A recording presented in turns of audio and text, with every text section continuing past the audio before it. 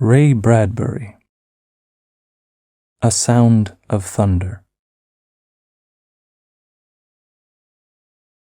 They put on their oxygen helmets and tested the intercoms. Eccles swayed on the padded seat, his face pale, his jaw stiff. He felt the trembling in his arms, and he looked down and found his hands tight on the new rifle. There were 4 other men in the machine. Travis, the safari leader, his assistant Lesperance, and 2 other hunters, Billings and Kramer. They sat looking at each other, and the years blazed around them. "Can these guns get a dinosaur cold?" Eccles felt his mouth saying. "If you hit them right," said Travis on the helmet radio. "Some dinosaurs have 2 brains, one in the head, another far down the spinal column. We stay away from those. That's stretching luck. Put your first 2 shots into the eyes, if you can. Blind them, and go back into the brain." The machine howled. Time was a film run backwards. Suns fled, and 10 million moons fled after them. "Good God," said Eccles. "Every hunter that ever lived would envy us today. This makes Africa seem like Illinois." The machine slowed. Its scream fell to a murmur. The machine stopped.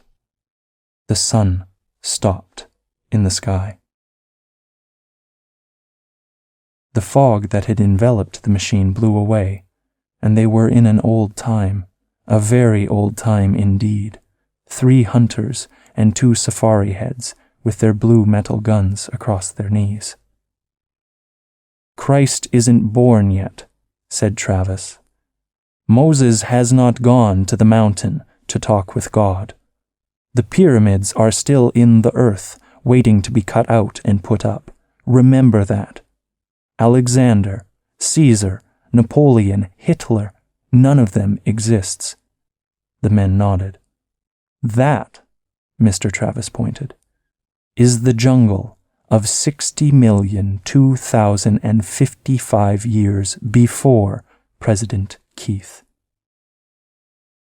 He indicated a metal path that struck off into green wilderness, over steaming swamp, among giant ferns and palms. "And that," he said, "is the path laid by Time Safari for your use. It floats 6 inches above the earth, doesn't touch so much as 1 grass blade, flower, or tree. It's an anti-gravity metal. Its purpose is to keep you from touching this world of the past in any way. Stay on the path. Don't go off it. I repeat, don't go off, for any reason. If you fall off, there's a penalty. And don't shoot any animal we don't okay." "Why?" asked Eccles. They sat in the ancient wilderness.